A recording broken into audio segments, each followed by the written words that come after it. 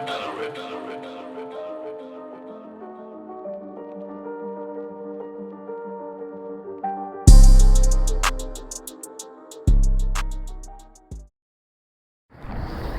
up? It's Lil Bradford. Oh, I'm gonna shout out myself. Here we go. Hey, y'all. It's Lil Bradford. Just gonna record a quick message. So this morning, I saw on the news that someone threw a Molotov cocktail into a bodega, it's pretty graphic. I'll try to put that here so you can see it, but it's bananas how it looks like something out of a movie, but this is real life. I don't know what caused it, but the guy just walked in and threw this Molotov cocktail into the bodega. Fire just explodes everywhere. You can see the bodega workers jumping out, and he was going for a second one, and a good Samaritan, we'll call him, actually knocks that second Molotov cocktail out of his hand. I don't know if that was going to impede those bodega workers from getting out there, or if it would have, burned down that bodega if that second one had gone in, because it looked like the first one was pretty potent. But luckily that person had the quick thinking to try and knock it out of his hands, right? But that is bananas. This happened in BedStuy by Nostrand and Halsey. I'm pretty sure I've been in that bodega several times. It's not one of the main ones that I go into, but I have been into that bodega. It doesn't really matter if I've gone there or not. It's just craziness. But that person could have just stood by and just let him go ahead and throw that second one into there, but he made that quick decision to knock that one out of his hands, and he actually believe he impeded the person from getting away, so they were able to get that guy. Just some egregious stuff. I can't imagine what could have sent him off to want to do that.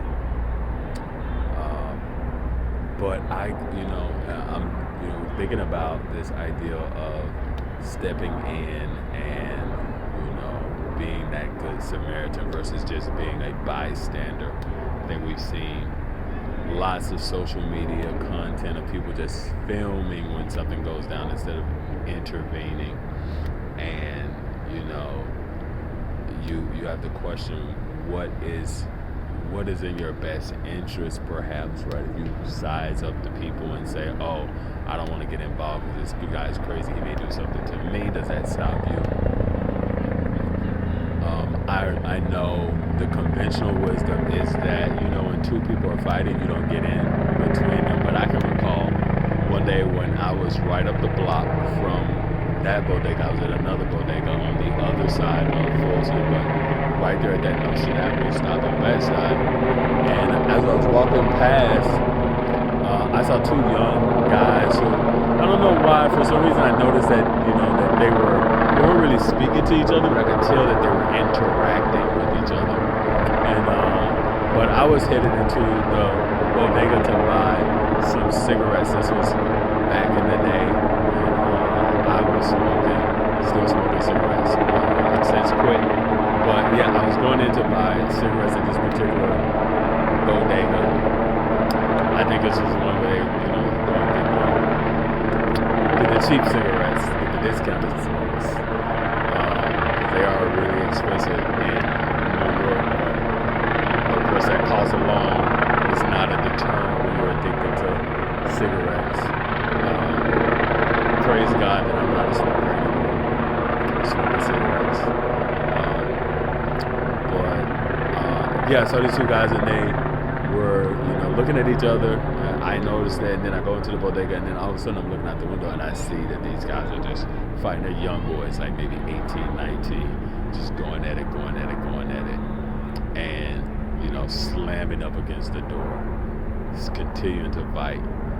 Doesn't look like anybody outside is stopping them in there. It's like a main bus stop right there. So there's plenty of people like outside, and it doesn't seem like anyone is stopping them. So, I mean, after seeing them fight for a while, I said, okay, let me just go out and say something. I believe I went out and said, hey, you guys, like, that's enough. And I think from me saying that, someone else kind of chimed in and whatnot, and I kind of, positioned myself in between the two of them. And in actuality, it seemed like they were probably ready to stop fighting. They had enough and were probably pretty thankful, even if they didn't express it, that that fight had come to an end, because they seemed pretty evenly yoked, right? And of course one was bleeding a little bit, and I kind of just held them back. And while most people would say, this, when you do that, they may attack you, or you may get cut, or you may get this, that, or the third. And in this particular case, that did not happen. And I think that may often be the case, like some of that traditional wisdom about just remaining a bystander is not necessarily always the best advice. Sometimes you probably should be that good Samaritan, how we use that term, right? Not just be a bystander. I was watching a video recently, and they said when you're a bystander, you're just as bad as the person that is committing whatever crime or atrocity. Tell me what you guys think. I'm always interested in these kind of ethical questions on things like that. Like, to me, it seems very natural to my own personal sense of ethics. It seems very natural to want to intervene, but I'm just curious as to what you guys think about that. All right. But yeah, this is Brad. I'm out here walking along the East River. It's a pretty nice skyline of the city out here. It's getting a little cold though. I need to get back inside, but I like the sound of that water out there. All right, my friends. Talk to you later. Don't forget to smash that like button, as they say. Smash that subscribe button.